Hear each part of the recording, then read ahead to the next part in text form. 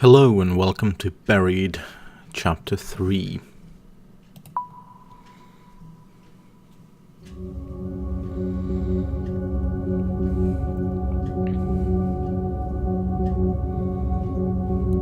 We follow Marcus into what I can only describe as a control room of sorts. There are countless computer screens, some of which are obviously coming back on from having been shut off. Everything looks extremely complicated, from screens filled with code and data to what is obviously a security system. It reminds me of a miniaturized version of the operations center in just about every space travel movie I've ever seen. Marcus is running from one screen to another, apparently looking for some pertinent bit of information. "Where's the first aid kit?" I snap at him. Marcus stops in his tracks, as if he has forgotten the whole reason for bringing us down here. "Oh yeah?" he says, rushing to the left side of the room. There, he hunkers down by an open panel in the wall, what I assume is the emergency vault from where he got the rifle. Look at the computer monitors or peer into the open vault. I peer over Marcus's shoulder into the vault that he's opened. It's much larger than it looks from the outside. It's partially filled with file folders marked classified, a few rounds of ammo for the rifle, a peculiar plastic kit filled with syringes, and a locked black box. As Marcus digs around, one of the folders flips open. For a split second, I see a scanned document and a colour photo. The photo shows a male corpse with its guts on the outside of its body, as if it has been turned inside out. There's also massive swelling on his head, almost like his skull is about to explode. Marcus slaps the folder closed, and then I turn my attention to one of the syringes. It's filled with a violet-coloured fluid that, while rather pretty in colour, looks deadly. Marcus finally pulls out the first aid kit and turns around. When I look back to motion Dennis over, he's paler than ever. "Come on," I tell him, but he's not moving from the place on the floor where he sits against the wall. I slide the first aid kit over to him and scramble to his side. Between the struggle for the rifle upstairs and arriving in this room, he's faded fast. I struggle to lift his shirt up and then over his shoulders as the dried blood holds it in place. The mere act causes him to grimace. "This might hurt a little," I tell Dennis. He only nods. He doesn't seem to care. Pull shirt off gently or rip shirt off quickly?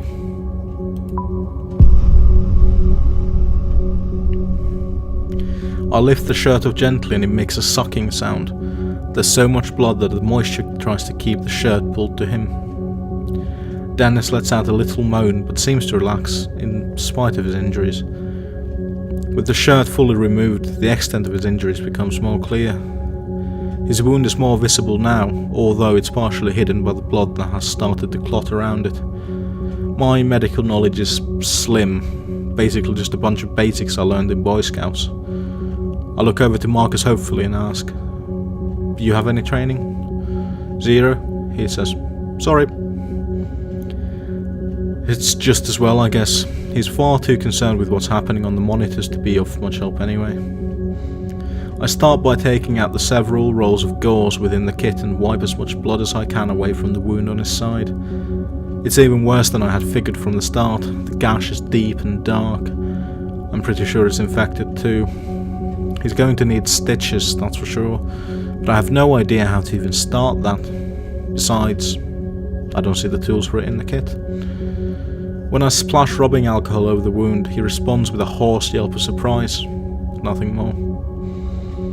His eyes are locked on me and he looks appreciative, but he's also scared. "Be honest," Dennis says hopefully. "How bad does it look? You think I live?" "It looks really bad, Dennis. You'll be right as rain. You'll be right as rain." You choose to comfort Dennis. "Good to know," he says, "because I sure don't feel like that." "You've been through hell, I say." "I think it feels worse than it actually looks." "Thanks, that's a relief."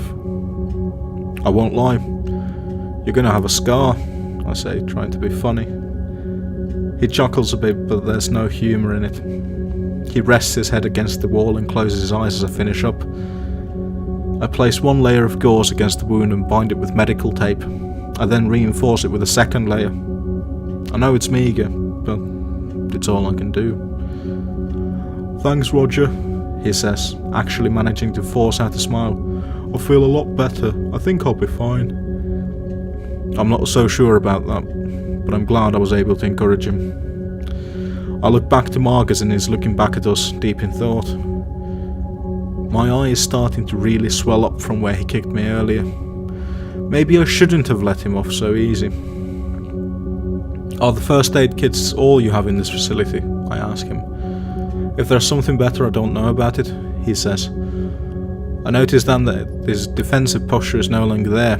Something is different now, just a slight change to his demeanour. He's seen something on those monitors that has him frightened, more than he already was before. "What is it?" I ask. "What's wrong?" His eyes travel around the room and it's obvious that he's trying to decide whether or not to tell me the truth. "Come on, spit it out. Get up and look at the monitors." Rather than wait for him, I get up and scan the screens behind him, seeing if I can find any clues I had missed a moment ago.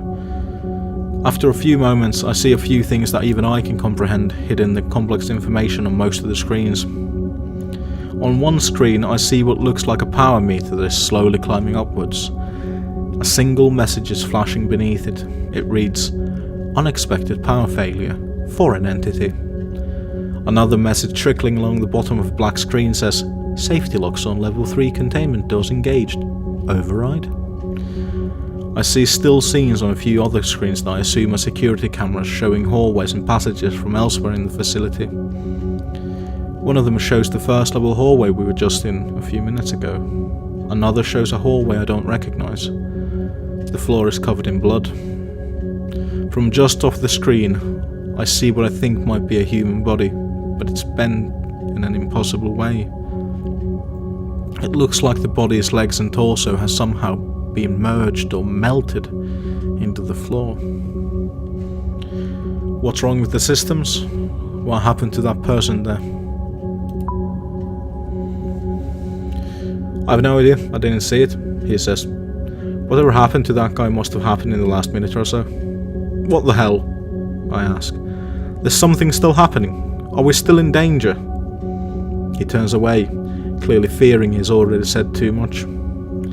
And as bad as that is, there's a scene on another monitor that makes my blood go cold and my fear spike to levels somewhere near terror. The scene is very familiar. It's the logging site. The equipment is unmistakably mine. I can even see my truck. Something like fury starts to rise up in my guts, momentarily pushing aside the fear. For a moment I consider just tearing into him, a few punches and a shove against the wall, nothing more. I want answers and I want them now, but I'm not sure which would provide more answers, asking calmly or kicking his ass. Question calmly or aggressively?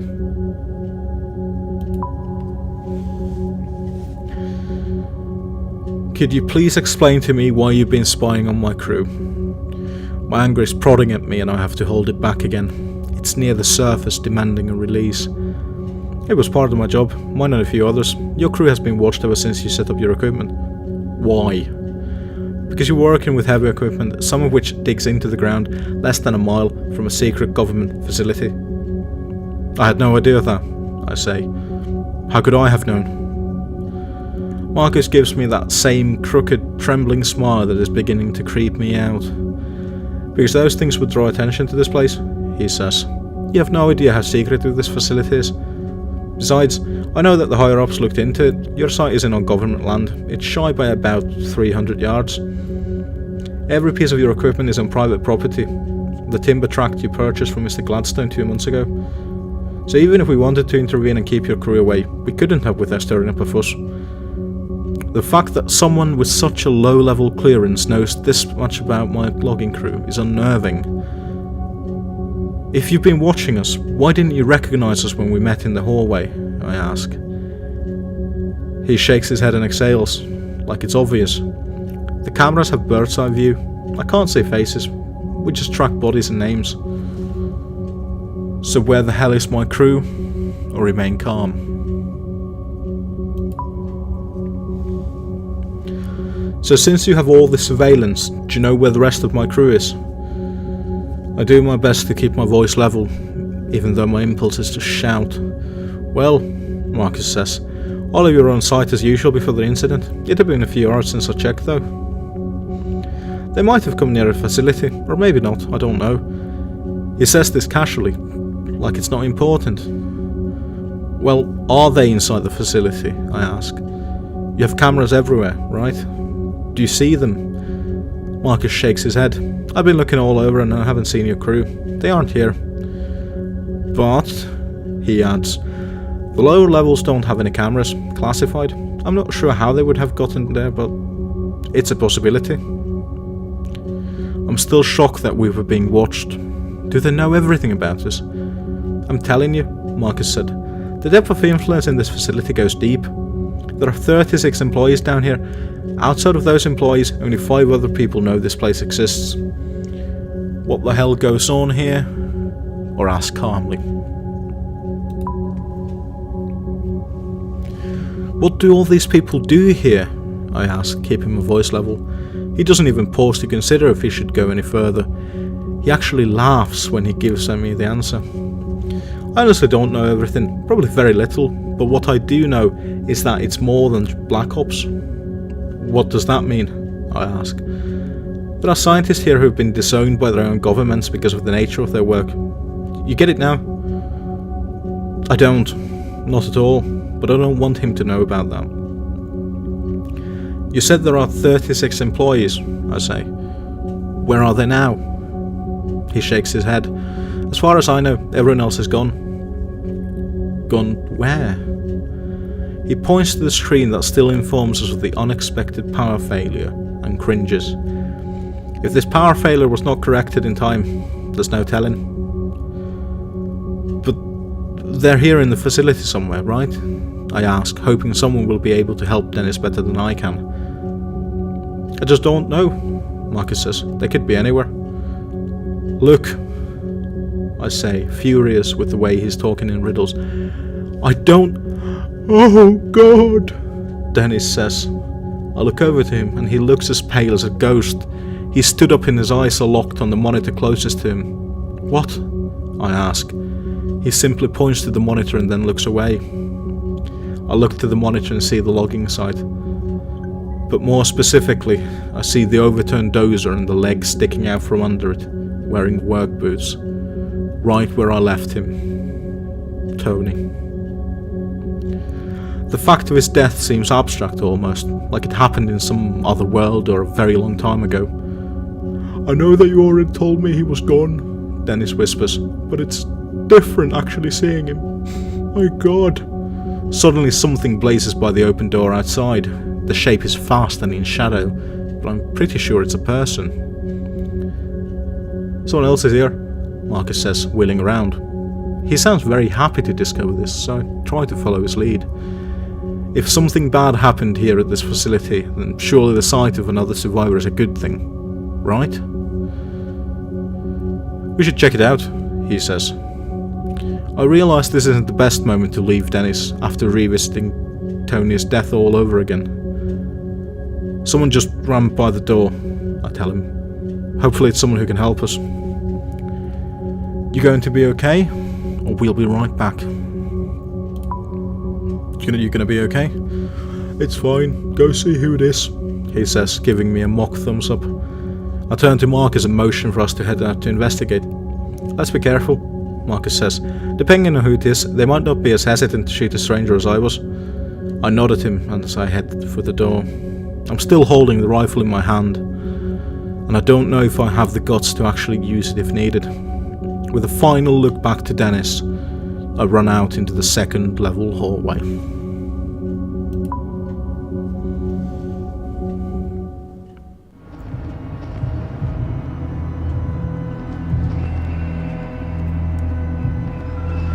Marcus follows. There's still fear in his eyes, but also the slightest glimmer of hope. That hope is contagious. We take off after the figure that just ran past the command center. Ahead of us, the facility presents yet another long hallway. Right away I notice that this level of the facility seems darker, even though the lights are now all on. The hallways are adorned with numbered yellow doorways and large white panels along the walls. It's clean and well maintained, but there's something ominous about it. Up ahead I see the fleeting motion of something dark cutting quickly to the left down a corridor. "There," I say quietly, pointing up ahead. Marcus gives me a nod and we continue chasing after the person we saw blazed by the command center just moments ago. It then occurs to me that this person could be like Marcus was at first, armed and scared. Do we shout at them or do we move towards them so slowly? We've got a bit of range. We shall shout. "Hey! Stop! Who's there?" I get no response, and I'm unsure if I should be relieved or upset about this. The last person we met nearly killed me with a rifle. Why would this person be any different? I quickly dart around the corner and take up the same shooting stance I've seen in countless times on TV. There's a woman standing there, about 10 feet away. She has reddish blonde hair and a small mousy build. She looks terrified and is visibly shaking. She's probably in her late 30s, wearing a lab coat with dark jeans and green Converse low tops. I have a strange sense that her fear is not just about our sudden appearance. She looks like a woman who's been running scared for a while now. Her hands are raised in surrender. She's not holding a weapon. Marcus slowly approaches, taking a few steps ahead of me. "It's Amy, right?" he asks. She blinks, seemingly surprised that he knows her name. "Yes," she says. "And you're Marcus?" She nods absently and then looks to my rifle. "I'm not going to use it, or we want some answers." "I'm not going to use it." "Now how do I know that?" she asks. "You're trespassing on government property in the midst of a huge catastrophic event and you have a rifle? How am I supposed to believe you?" "I have a friend in the command center who needs medical attention," I say, "and we're looking for the rest of our crew." "I'm really sorry, but I don't know where they are," she says. "Do you know what happened?" Marcus asks. "From the power outage?" "I don't know what caused it," she says, "but there was an experiment taking place when the outage occurred. Something happened and..." She trails off here, giving me a look of distrust. "I saw things in the security monitors," Marcus says. "The experiment failed, didn't it?" "I don't know the specifics," Amy says. "I barely escaped the 3rd floor. I was going to go to the command center and see if the security footage showed anything, then I saw you and the gun. Listening to their conversation, I'm feeling totally left in the dark. What experiments? What has you so scared?" Amy looks to me, her eyes wide and terrified. "Who are you anyway?" she asks. I quickly give her my story, a logger stranded in the woods following a peculiar explosion at the logging site. As I tell her, recognition blooms in her eyes. "You're one of the loggers?" "Yep." She then looks to Marcus and says, "I thought they were being watched." "They were," Marcus says. "This was a freak accident and there's no proof that they were responsible." I feel myself wanting to submit to all the questions that are piling up in my head, but Dennis is waiting for me. Ask about medical help for Dennis or more details. I decide that despite my curiosity, I need to get Dennis help as soon as humanly possible. "Look, is there any medical help to be had here or not?" I ask. "Probably," Amy says, "but you'd have to find Colonel Barksdale. He knows where all those sorts of supplies are." And where is he? Where is everyone else?" I ask. At this, Amy starts to weep. She falls to her knees as if someone had struck her from behind. "Gone," she says. "Some were killed and some were just... I don't know. They disappeared right in front of me."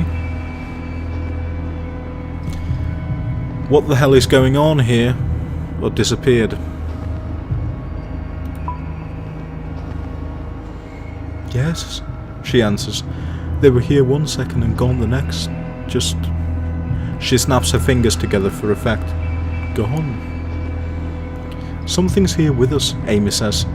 We were conducting an experiment and it all went horribly wrong. Something came through. Came through what? Marcus asks.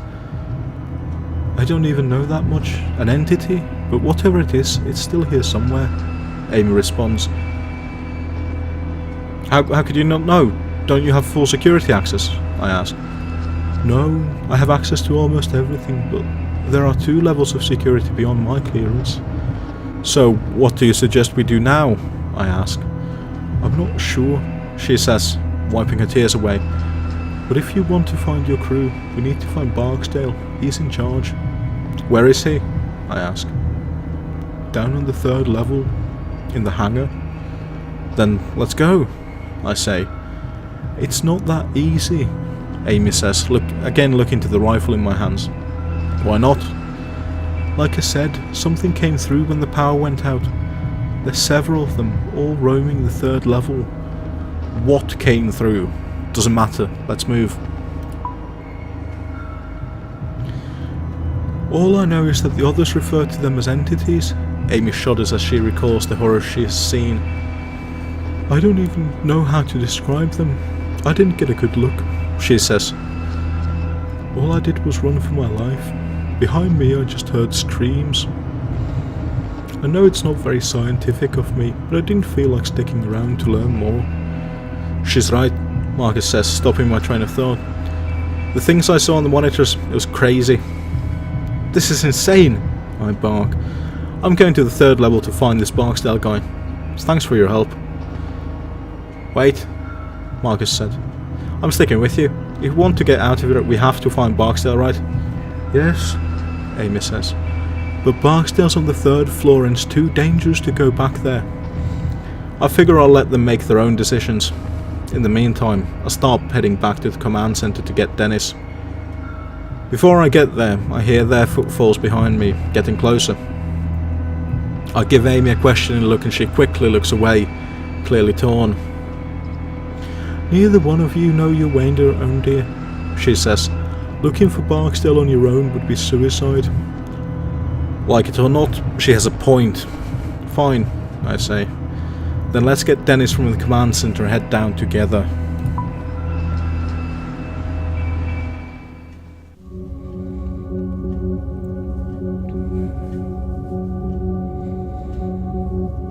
We enter the command center and are happy to see that Dennis has regained some of his colour. We're going to get you some help, I tell him, and then we're going to find our crew and get the hell out of here. More help would be great, he says. With the way you took an hour to get my shirt off earlier, I'm not letting you touch me again. Wait, Amy says. Maybe one of us should stay here with him. It'll be okay, Dennis says. He stands to his feet with a grunt. You don't know what's out there, Amy says. I saw them. I saw what they can do. This facility is not safe. What can they do? Are there any of them on this floor? I'm not sure, she says, but they are down on the 3rd floor, so we'll need to be careful. Marcus looks a little hesitant, but he nods his agreement and the 4 of us exit the command center. Heading back into the hallway, I look back to the monitors. I take a final look at the screen that shows my wrecked logging site and feel a pang of sorrow. Then I look to the other monitors, showing live feeds of the facility's security cameras. I try to tell myself that I'm not looking for any sign of Amy's creatures, but I can't. That's exactly what I'm doing, and there's no need to pretend otherwise. We head back through the hall and towards the elevator. The tension exists between us, like a physical presence.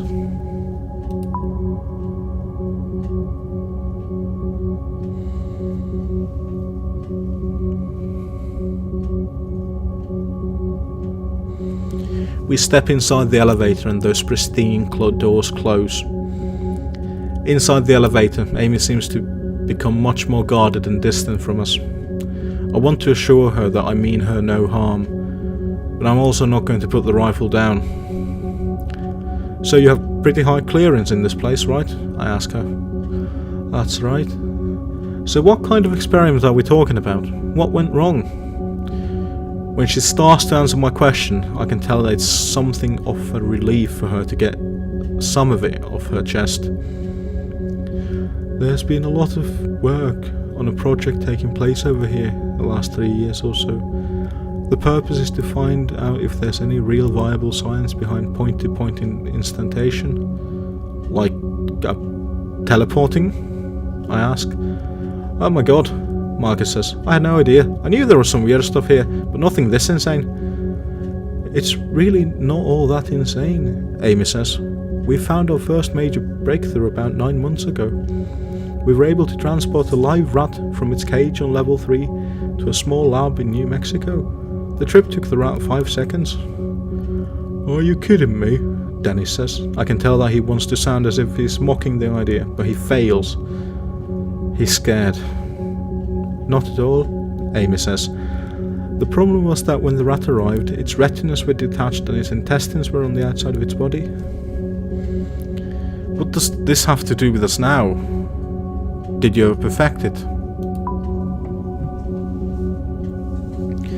Well, about 6 months ago we successfully made that same experiment. The rat arrived in great health, and this time in just 3 seconds. Still, one of the things that we needed to tweak in order to make the process completely safe was how to figure out how to keep the subject on a straight course. When the matter is being transported, not only are its atoms being unknit and then put back together on arrival. Unknit? Transported?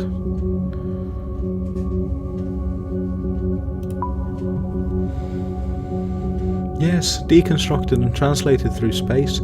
It's the only way we know how to do it right now. But the issue, as I said, comes in keeping the deconstructed subject on a straight course to its destination. When the process occurs, we are deforming space-time. We are creating a shortcut through space, and that has risks. Why exactly? Dennis asks. Because there are many more dimensions in space than the 3 we exist on, she explains. There's some evidence that there are as many as 10. So when you send the rat to New Mexico, it's travelling through another dimension to get there, I ask. Basically. And because of that, we were trying to get a better understanding of what those other dimensions are capable of. Things that a great deal of population would be scared of if they knew what we were doing. Hence all the privacy. Then today the power went out as we were right in the middle of an experiment.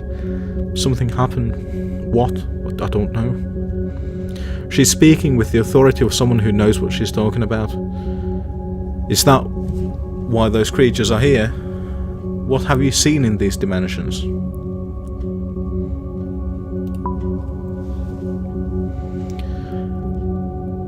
Other worlds? Other Tegmark universes? Where our laws of nature don't apply? She says, not bothering to explain what she means. I'm not cleared for such things, but I do get reports. What reports? Marcus asks. I'm given access to the result of the tests.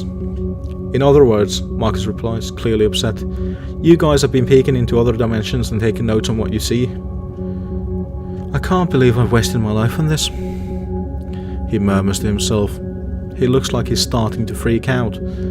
Amy is quiet. Her expression indicates that she's waiting to see how I react to all of this.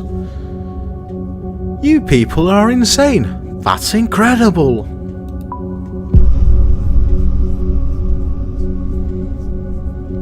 So this is like interdimensional stuff? I ask. In a way, Amy answers. Marcus, on the other hand, is incredulous. I don't want anything to do with this, he says. All this time I've been working for... He laughs cruelly, and the sound of it makes my blood go cold for a moment. Just a single level beneath my feet, you assholes have been tearing apart space and time, Marcus continues. When the elevator doors open, I can't get out fast enough. The tension is growing way too thick for my liking.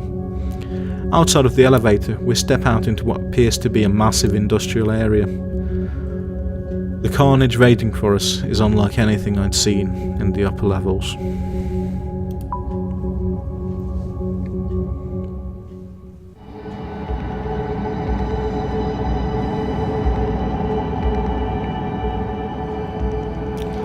The area looks industrial, like everything was built for utility only. But more noticeable than that is all the blood. My god, I've never seen so much blood. Those creatures must have had a field day. Holy shit, Marcus says, looking like a man that just awoke from a very bad dream. There were more personnel in this area when the experiment went haywire, Amy says, as if the explanation makes it all better. The research you all do here had better be worth it, I say. We have to get moving, or we're going to lose our nerve. Amy, let's focus. Barksdale is in the hangar, I ask. If he's still alive, yes, that's where he'll be. Then let's hurry, I say. As far as I could tell, Dennis is doing much better, but I'm beginning to grow tired of trying to keep my fear at bay. Between the blood on the floor, the silence of level 3, and Amy's talk with the lab rats, I'm getting freaked out.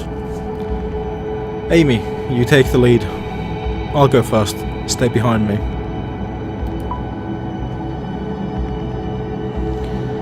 The four of us start walking ahead, with me in the lead.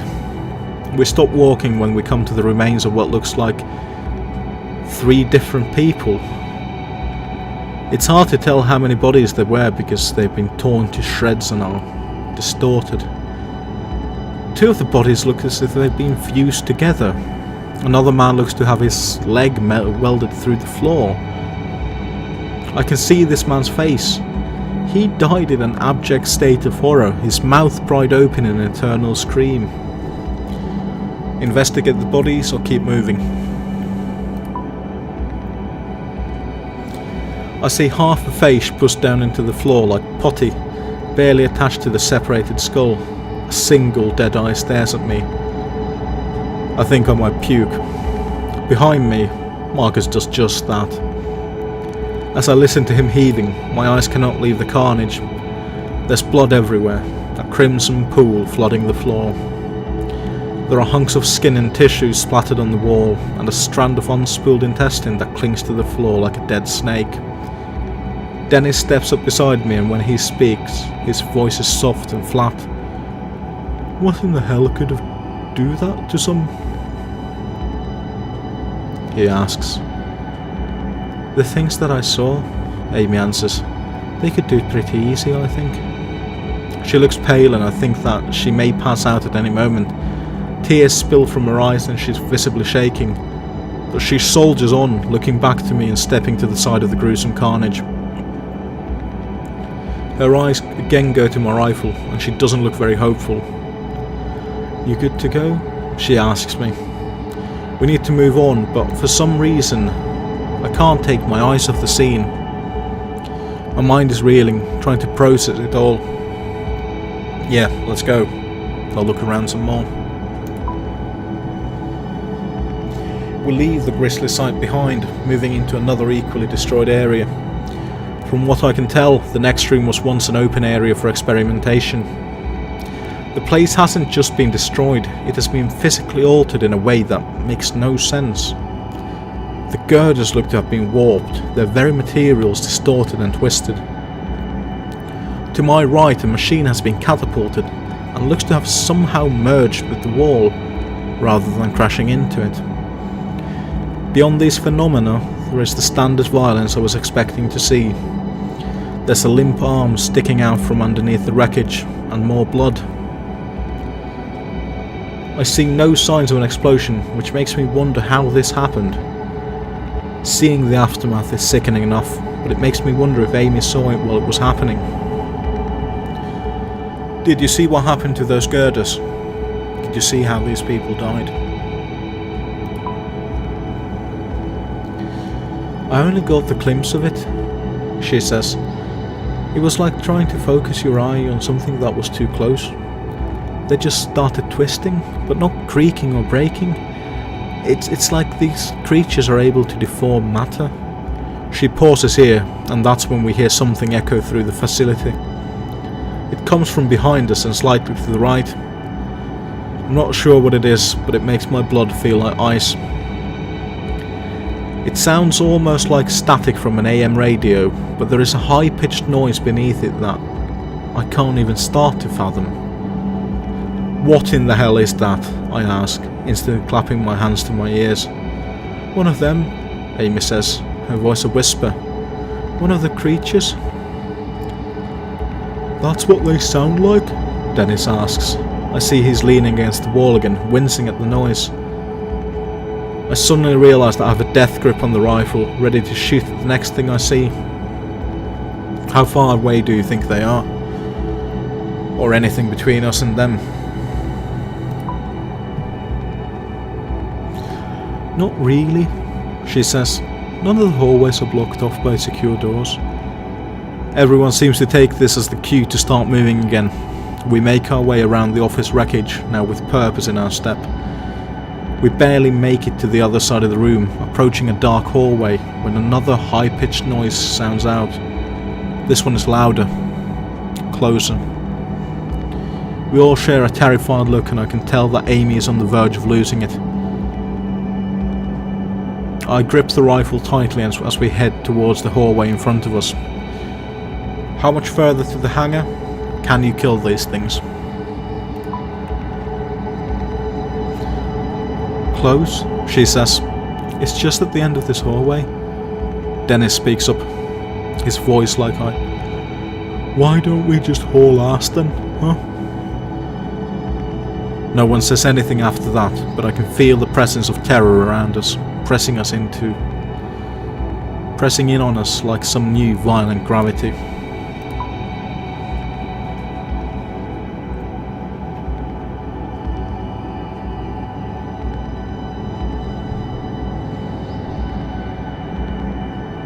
The small utility hallway is well lit.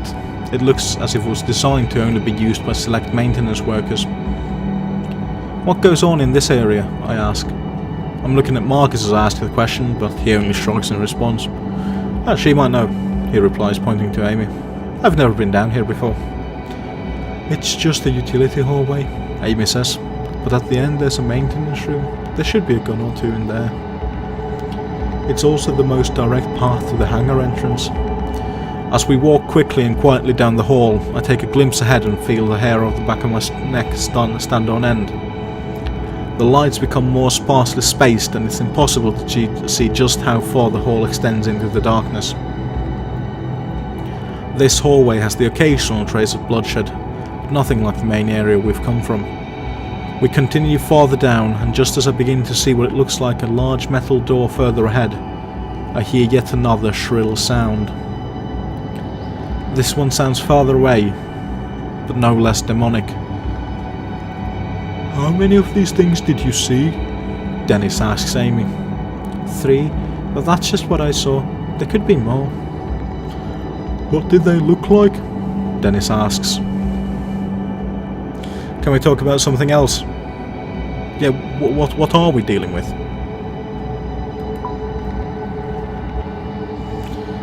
I don't even know how to explain them, she says. Monsters, that's the only word I can think of. My mind seemed to struggle, just trying to understand what I was seeing. They're big and they seem to jerk around every few feet or so. They look like they're made of light. That's about all I know for sure. You know, my ex-husband always said I'd let my work kill me, she continues, seemingly unable to stop herself. I mean, I doubt he imagined this exact scenario, but still. As we make our way to the hangar doors, another high-pitched noise rings out, angrier now. Amy stops walking, causing all of us to stop and turn to her. We have to do something to slow those things down. No, Marcus snaps. There's no time. We need to distance ourselves and get to the hangar fast. Amy ignores him, deep in thought. There's an old hydraulic door set into the wall right here, she says. It hasn't been used for years though. She looks to me, pleading her case. Together we might be able to pull it closed behind us to keep those things back. Those old hydraulic doors weigh a ton, Marcus says. There's no way it'll work. Roger, Amy says. What do you think? They'll have a harder time getting to us if the doors are locked. Look, Marcus shouts, turning to me. We need to get to the hangar, now. Stop and close the door first, or keep moving to the hangar.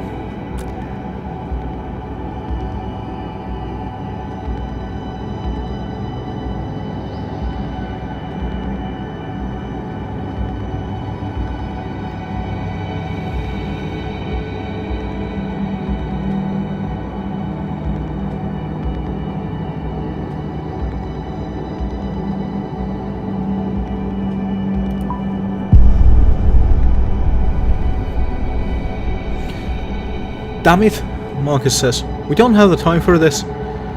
Amy ignores him and starts feeling along the hallway for a groove. Dennis and I start looking at it as well. A minute passes. Then I see a small metal frame that runs from the floor to the ceiling. Is that it? I ask. Yes, Amy says. I look to the floor and see an old metal track that runs along the frame. Let's move it, I say. Amy, Dennis and I start pulling as hard as we can, but it barely budges an inch. Behind us, that static noise rings out again. My heart seems to stutter and Marcus lets out a little whine. We're running out of time, we need to go, Marcus screams. Those things are getting closer every second. Help us, Marcus. It won't make a difference, he says. We shut up and help us and we'll find out, I shout.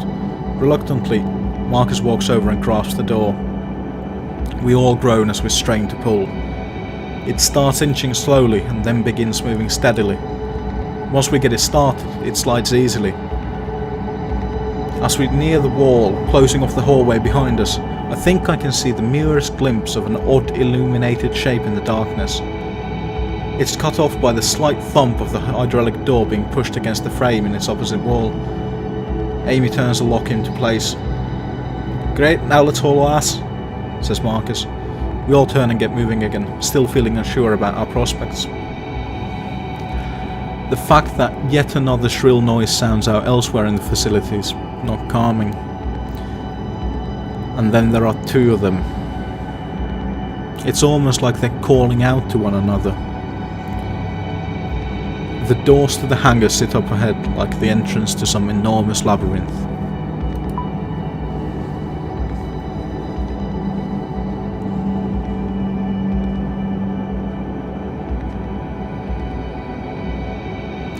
When we reach the hangar doors, I get a true sense of how impenetrable they are.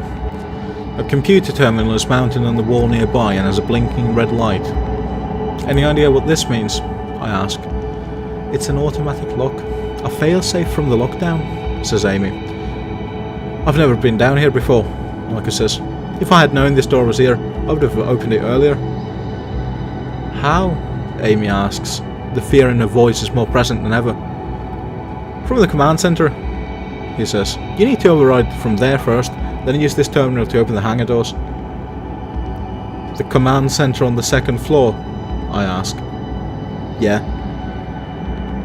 Amy shakes her head and lets out a nervous laugh. Are you kidding? She asks. We just pulled that hydraulic door and blocked off the hallway, remember? If we want to get into the hangar, we have to get back to the command center, Marcus says. Isn't there another way? Turning to Marcus, Amy replies, well, there is another elevator, but we'll need to go through biochem storage. I need to stay with Dennis so he can rest, I say. You two go. You know your way around this place, and you know the controls, Marcus. Fine, Marcus says. But we'll need to be armed. Give the gun to Amy, or give the gun to Marcus.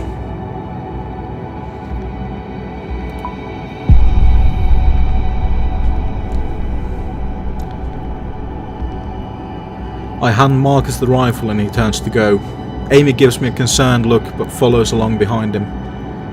Once Amy and Marcus make it a good distance down the hallway, Dennis lets out a nervous laugh. And then there were two, he says. Dennis looks so much better, but he still needs to use the wall to stay standing. Didn't Amy say there were guns and emergency kits in the maintenance room near the hangar doors? I ask. Yeah, I think so, Dennis says, looking exhausted. I look ahead and see the door to the right that reads maintenance. Might as well give it a try. I go to the door, try to open it, and find that it's locked. Kick it down, push with your shoulder. I give it a hard shove, but it doesn't budge. I'm about to try again, but that's when I hear the dry choking sound from just down the hallway. It's barely audible, but it's not my imagination. My first thought is that it's one of the things, one of the monsters. but after calming my nerves and reassessing, it sounds more like a person.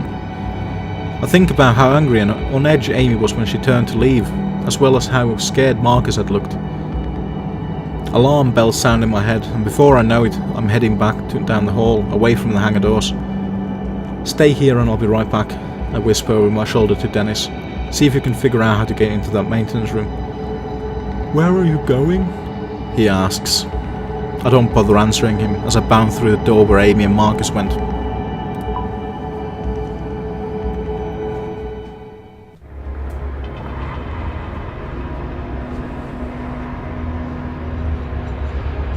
As I enter the biochem room and start walking between the massive silos, I wonder what classified chemicals could be inside of them. I'm fully expecting one of Amy's creatures to come flying out from the intersection of halls up ahead. I think I hear something. A skittering sound like something moving quickly. I run ahead so fast I almost trip over two people in a life or death struggle. My mind tries to process what I'm seeing, but it makes no sense, none at all. Marcus is on the floor with Amy pinned beneath him. He has his rifle at her throat, pushing her down to the floor and choking her with it. Her face is turning purple and her eyes look like they might pop out of her head. Marcus sees me coming out the hallway, but acts like what he's doing is perfectly normal. "What the hell are you doing?" Marcus says nothing. He looks to me with a sort of confused hate in his eyes. Through Amy's choking and the ice-like gaze of Marcus's eyes, it's clear that he's not going to stop until Amy is dead. Part of me wonders if he expects me to just stand there and watch, as if I might want to kill her too. "Marcus, stop!" Or do I stop him?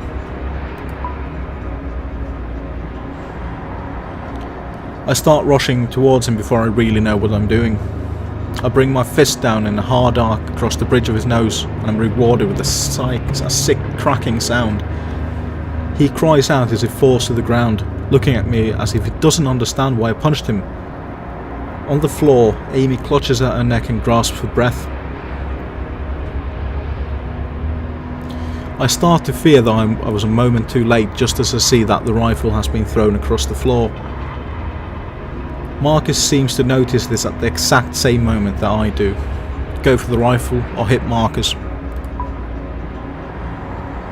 I deal a surprisingly strong blow with my right hand, clipping his chin from my awkward position.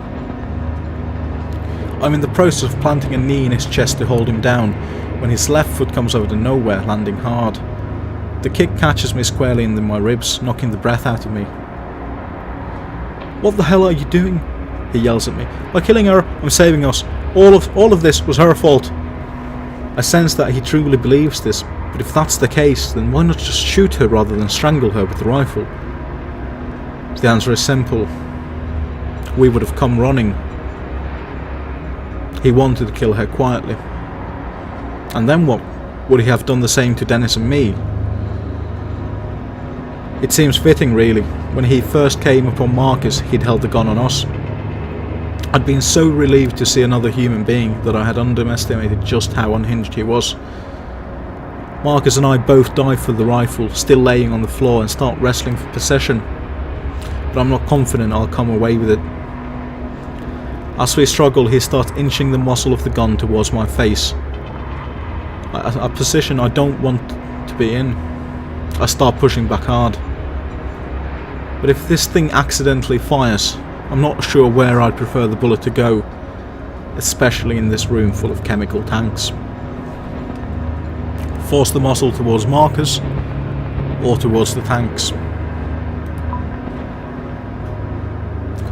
I grunt as I push the muzzle to face away from both of us, which ends up being towards the large tanks. In the struggle, the gun does go off, and after a flash, a bullet hole appears in the side of one of the tanks.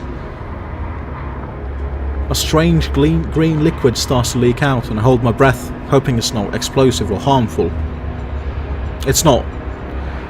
As soon as it lands on the ground, some kind of thick, twisted moss starts to grow naturally fast. I have no idea what this is, or if it's safe for us to be rolling on the ground just a few feet from it. Luckily, this strange growth distracts Marcus for an instant. I grip the rifle tighter and push forward. The side of the rifle catches him directly in the chin. His head snaps back and his hands release the rifle. I get to my feet as quickly as I can, swinging the rifle back around on him. For a moment I think I've knocked him out, but his eyes flutter and he looks at me as if I've betrayed him. "Her people," he says. "It was them that did this. She deserves to die. She did this." I look to Amy and wish I could help her. I'm relieved to see that she's managing to draw in a few breaths. Her legs move as she tries to push herself into a sitting position. "You wouldn't know," Marcus says. "You didn't work here under their secrecy. You didn't know what it's like to." He surprises me by lunging towards me, leaping from the floor like a human projectile. I don't have time to aim carefully. I have to react fast. Try to dodge or shoot him.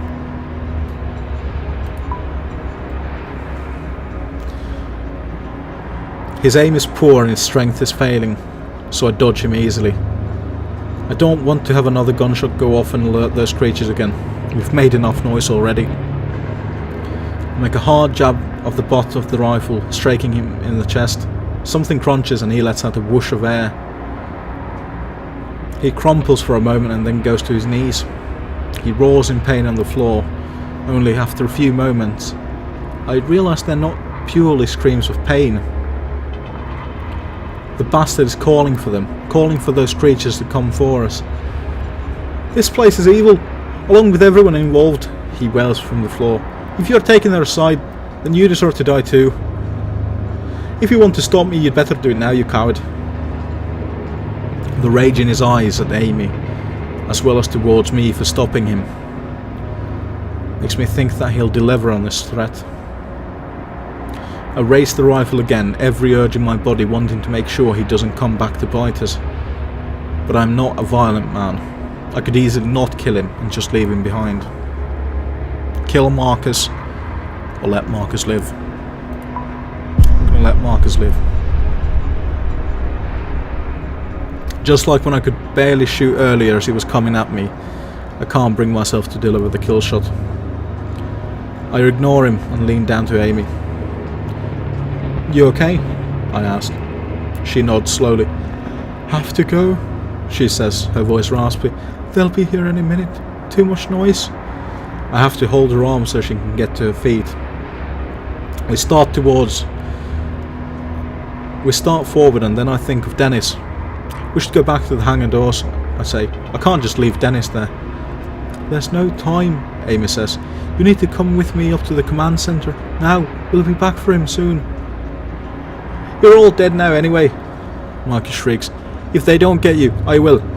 He laughs maniacally after saying this, hooting like a madman. As if in response, a high-pitched noise tears through the hallway. I seem to feel it in my bones. "They're following his noise now," Amy says, her voice still weak. She takes off from Marcus, presumably towards the other elevator she had mentioned moments ago. I follow her. As we move out, I hear Marcus slowly push himself off the ground and stumble off, slipping in between the tanks and disappearing. We start running, and after the first few strides, another noise sounds out.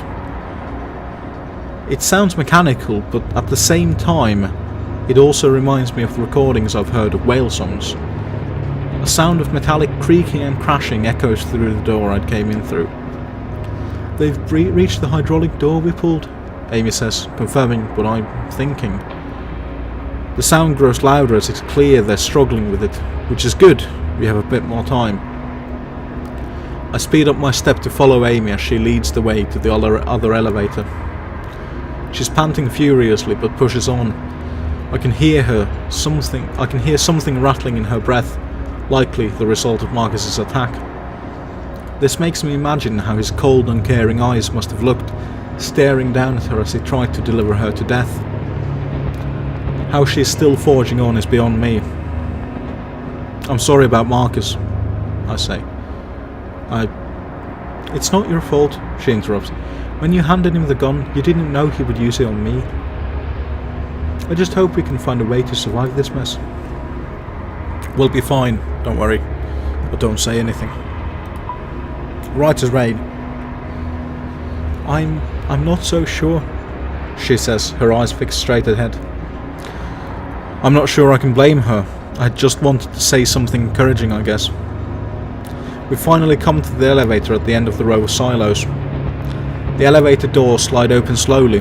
At that moment we hear something behind us, a strangled sort of whistling sound. We step inside and turn around to face the biochem room, thankful we've been given a few moments to spare.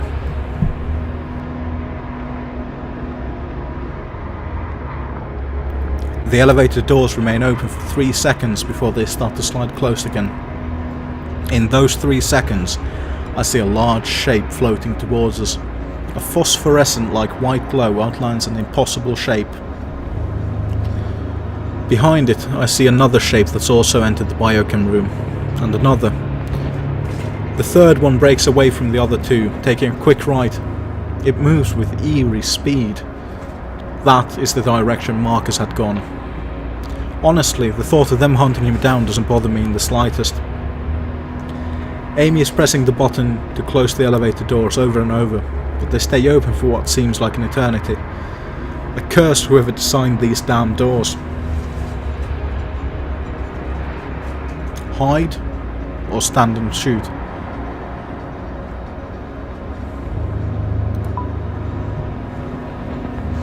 Amy and I slide ourselves up against the sides of the elevator, trying to avoid being seen, but I can't help peeking around the corner. I hold the rifle ready, and that's when I see them in clear light for the first time. I can see their features, their shape and their colours, but my mind can't quite process it all. Nothing about them makes any sense. My eyes try to see a squid, but that's not what these things are. They're grey and white and seem to be nothing more than squirming light. Their appendages are neither legs nor tentacles, but somewhere in between. They don't walk on these appendages, but use them to glide. They move like ghosts and seem to jerk everywhere. But I'm pretty sure that this jerking effect is not a result of them moving, but my mind's inability to understand how they are moving exactly. It's also more than their appearance that makes a mockery of reality. The light around them seems to bend inward, as if the space within the room has to reshape itself for their existence. That peculiar effect on the air makes their movements seem like something moving underwater, only faster. They screech in unison as they rush towards the elevator. They'll be inside here in another few seconds. I check the rifle and see that my ammo is diminishing.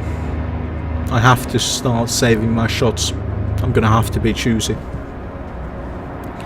Shoot at the creatures or don't shoot.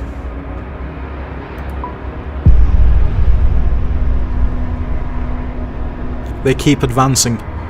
Even though I know the doors may not close in time, I manage to keep my cool and avoid firing off any more rounds. My finger itches to pull the trigger, but I resist. I'm not even sure if a gun would affect them. Finally, the elevator door closes. The creatures wash against the other side of the door, making an electrical noise and crying out in anger. The tips of their spider-like appendages poke through the wall and elevator door, but for some reason they can't get all the way through.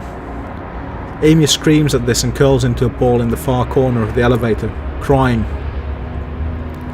I say nothing to her. I just cling to the rifle, hoping those creatures don't find Dennis as he waits by the hangar door somewhere where I left him.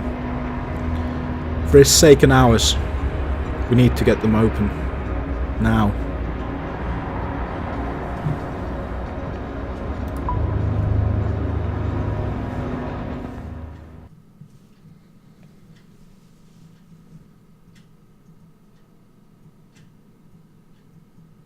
So, that was a long chapter. That was a full hour to read, to do, and quite surprisingly tiring to read for an hour, the way I did.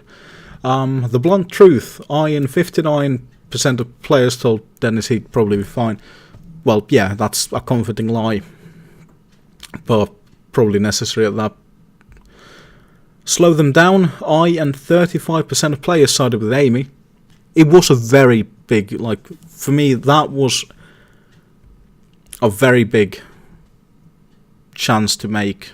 Like, which one do I pick? It was truly, because what are the chances that I am going to be able to close it?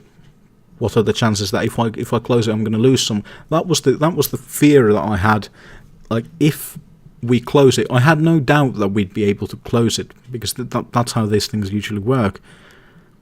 But at the same time, I had this fear, I had this thought that to close it would mean that we would lose someone.